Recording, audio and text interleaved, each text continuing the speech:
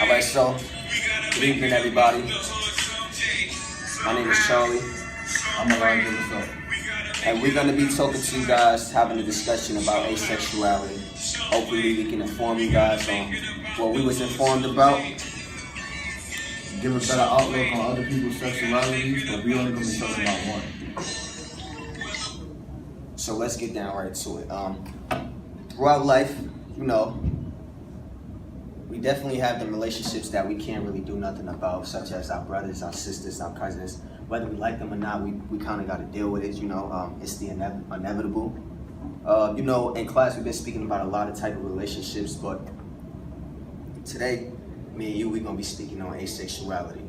Do you know what asexuality is? Yes, it took me a long ass time to do it, but I know what it is now.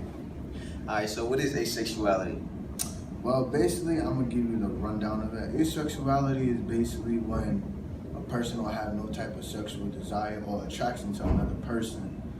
Basically like to be conservative in themselves.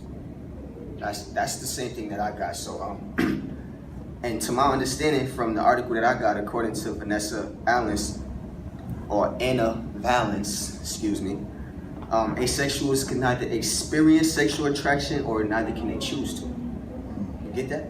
Yeah, what I basically found out was from Psychology Today that, asexuals have two different types of people. People that, don't have no type of sexual desire or, self-pleasure in themselves. And then you have the people that, just like to beat off. All right. So we know that asexuals are people who do not have no sexual attraction or neither can they choose to. But here's the twist. According to the article, they can masturbate, and we do have a category for those who still are sexually active. According to Dominique's asexual article on the Huffington Post, let's talk about the part where they can still masturbate and still have sex. So when you hear the asexual and you hear how they define a relationship, we know it could be a bit confusing because it's like, you're telling me about somebody who has no sexual desire, but still at the same time do things that are in a category of sexual desire. Yeah, when I first heard of a human being with no sexual desire, I thought that was impossible. Right there, I ain't even gonna get into that. But let's get to how some asexuals that have no drive for another person, but still have that drive to masturbate. Like, let's get to the fact on how they can actually masturbate and still have that no sexual drive.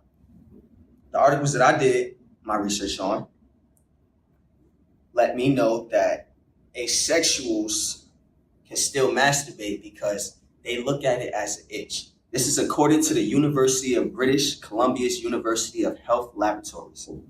When you talk about masturbation, you may think of it as a sexual activity, but actually masturbation is not inherently sexual. Asexuals cite boredom, stress reduction, and helping them get to sleep, etc. as reasons behind masturbation. All right, well, according to the religion of Christianity, a man and a woman should not have sex, and that is connected to asexual. So, let's go more into about what you was talking about with the whole Christianity and them not supposed to having sex until they're married, and being in comparison with asexuals, because to my understanding, we do have a certain type of asexual that is categorized as those who are still sexually active even though they have no desire to have sex. Well, for what is said in the Christian community, most men and women wait until they marry to have any form of sexual contact. In Christianity, according to the Bible and First Philippians 4:3, it states that and it is in God's will that you should be sanctified and you should avoid any sexual immorality. That each of you should learn to control your own body in a way that is holy and honorable. I want to speak on the constructive controversy that we've been speaking on in class with the teacher, because I have another topic that I think is going to be constructively controversial between me and you. I mean, we both definitely have different information on what we looked up. So I'm gonna go ahead and let you know about the demisexuals, which is the asexuals who actually do have sex. So demisexuals are the thin line between the sexual and asexual in the asexual community. They define as the people who have no sexual desires unless they find a very strong emotional connection. These asexuals do often participate in sexual activities with their partner, but not so much for them. It's more so for the love that they have for their significant other. But why though? According to Dominique's Boyer article, she spoke to a 25-year-old female named Gwendolyn, and she is categorized as a demisexual in the ace community. And she quotes, "I do have regular sex and it is pretty nice," she said, "and I do feel some sexual desire under special circumstances. But I enjoy a lot of this sex with him only very partially for my own sexual desire, which is minimal. It's really for the secondary sexual desire, this desire to make him or her happy. That makes it enjoyable. The desire is a powerful force that stems from the head rather than from my libido. I don't hunger for sex the way people might." So they do it out of happiness for their significant other. For example, if I'm an asexual and I have no desire whatsoever. Now I want people to really understand that asexuals have no desire. This is not celibacy. They're not waiting to meet anybody. They just have no sexual desire for sex at all. Now, if I'm an asexual and I have no desire and I meet somebody and me and this person, we bond to the point where our connection becomes so strong that I feel what they feel. We all know we get to them points in relationships where you start to feel how your significant other feels. You don't want to kind of let them down. So I'm not having sex for me. It's still not my desire. It's more so for your desire. And the love that I have for you, I'm willing to put my desire aside for your desire. So it's not me having, I don't want to say that the example is them not enjoying sex because that just makes it sound like rape. But it's basically them being a bigger person for their lover. Oh, okay. I respect that. I honestly do. Well, back to what I was saying. Asexuals can be connected to religion because many asexuals are celibate, regardless of sexual desires of their significant other or not. In the Bible it states, "He shall take his wife in her virginity, a widow or a divorced woman or a woman that have been defiled or a prostitute, these shall not marry, but he shall take his wife virginity of his own people." Leviticus 21:13 and 14 is basically saying, in the Christian context of Christianity, a Christian cannot have sex unless it's his wife. No matter if he really wants to or she really wants to. There's a point of holding it in.